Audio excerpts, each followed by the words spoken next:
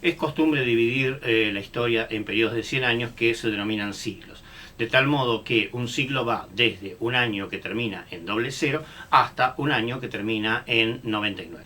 No obstante eso, nuestra cátedra va a periodizar el siglo XIX de otra manera, siguiendo a un historiador, Eric Hobsbawm, un historiador inglés, de tal modo que para nosotros el siglo XIX va a comenzar en 1815 y va a terminar en 1914.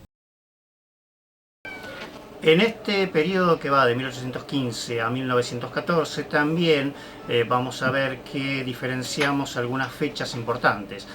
Una es el año 1848, luego vamos a ver por qué, y otra es el año 1870. 1815 es el año en que terminan las guerras napoleónicas, es decir, la última secuela de la Revolución Francesa, que era Napoleón Bonaparte. Terminan estas guerras obviamente con la derrota de Francia. En este año 1815 entonces se producen varios sucesos.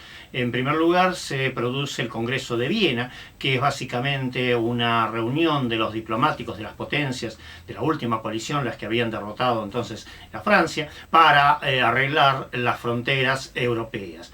También 1815 es el año en que se produce la denominada Santa Alianza. La Santa Alianza fue básicamente una liga de monarquías conservadoras, cuyo propósito era evitar que en Europa volviera a suceder lo que había sucedido con la Revolución Francesa. Esto es, el objetivo era reprimir cualquier otro intento insurreccional, cualquier otro intento de liberación popular que se produjera en cualquier punto de Europa.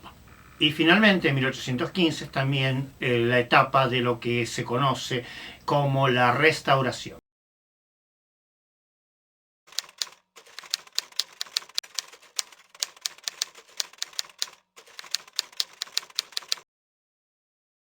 Este es un mapa donde vemos Europa en 1812, es decir, la época del apogeo del Imperio Napoleónico. Aquí vemos en primer lugar a Francia, luego aquí tenemos a países que eran formalmente independientes, pero que estaban controlados por Napoleón o por sus parientes o por alguno de sus amigos. Finalmente aquí vemos países que originalmente habían combatido a la Francia revolucionaria, que conservaban sus propios gobiernos, pero que como consecuencia de las derrotas frente a Napoleón Bonaparte habían sido forzados a configurar una alianza con él.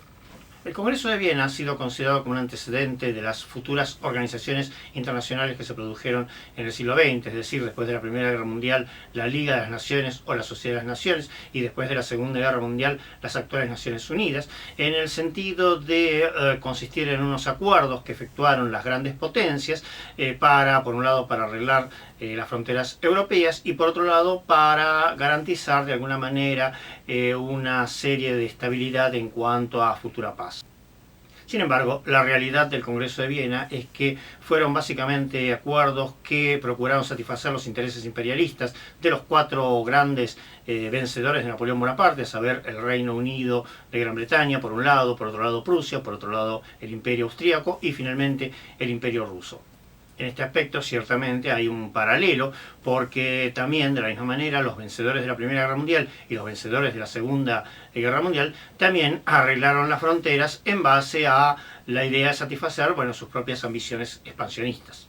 El Congreso de Viena no respetó los principios nacionales, de tal manera que pueblos que no tenían nada que ver unos con los otros fueron unificados o adjudicados a algunos de los grandes imperios. Por ejemplo, los belgas fueron unidos con los holandeses, o los austríacos recibieron el dominio de los húngaros, o los polacos fueron adjudicados a los rusos, y todos estos arreglos que se efectuaron, todas estas fronteras establecidas en base a los principios monárquicos, en base a los principios de legitimidad de los reyes y no de los derechos de los pueblos, resultarían en definitiva en futuras insurrecciones que se iban a producir a lo largo del siglo XIX. La Santa Alianza era básicamente esta reunión de las potencias que habían derrotado a Napoleón Bonaparte, una idea del zar Alejandro I, un hombre que era bastante místico, tenía algunos delirios por allí religiosos, y habló de esta Santa Alianza, de esta Santa Unión de las potencias contrarrevolucionarias. De tal modo que entonces tenemos la primera Santa Alianza configurada por la Rusia, la Santa Rusia de Alejandro I, a la que se añade la Prusia del rey Federico Guillermo III, Alemania no existía todavía, y más Austria, que en ese momento estaba gobernada por el emperador Francisco I. A esta Santa Alianza original se agrega más adelante el Reino Unido de Gran Bretaña, vieja enemiga de Francia, y finalmente ingresa también la misma Francia, pero ya no la Francia revolucionaria, sino la Francia de Luis XVIII, es decir, la Francia de la Restauración. Pero si buscamos la figura más emblemática de esta época, del Congreso de Viena, de la Santa Alianza, de esta etapa conservadora y represiva, sin duda esta figura es el canciller austríaco, el representante diplomático del Imperio Austríaco, Clemente de Metternich.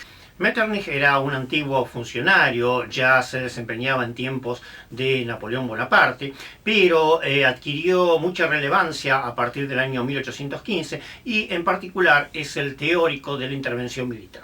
Básicamente, esta doctrina sostenía que en cualquier lugar de Europa donde se produjeran alzamientos similares a los que había ocurrido durante la Revolución, bueno, las tropas entonces de estas potencias aliadas del Congreso de Viena, bueno, tenían el derecho y el deber inclusive de intervenir para aplastar las revueltas. Así, por ejemplo, cuando en Nápoles se produce una sublevación contra el monarca que estaba allí, una sublevación constitucionalista, una sublevación de la burguesía, bueno, las tropas austríacas, por ejemplo, ingresan a Italia, van hasta Nápoles y reprimen a los insurrectos. De manera parecida, cuando en España también se produce un levantamiento constitucionalista, en este caso son las tropas francesas las que cruzan los Pirineos, que cruzan la frontera, y también reprimen la revuelta. Las tropas francesas, estamos hablando de las tropas francesas de Luis XVIII. Porque se restablecen en el trono los sobrevivientes de los Borbones. Como hemos visto, a Luis XVI lo ejecutan, pero sus dos hermanos escapan de Francia y bueno, luego van dando varias vueltas por Europa en la medida en que las tropas francesas van avanzando sobre los países, pero sobreviven, como dijimos, y cuando terminan las guerras napoleónicas con la derrota de Francia, estos dos hermanos sobrevivientes de Luis el XVI son repuestos entonces en el trono. Primero el hermano mayor, con el título que asume con el título de Luis XVIII, Luis el XVIII, y luego le sucede el otro hermano que asume como Carlos X.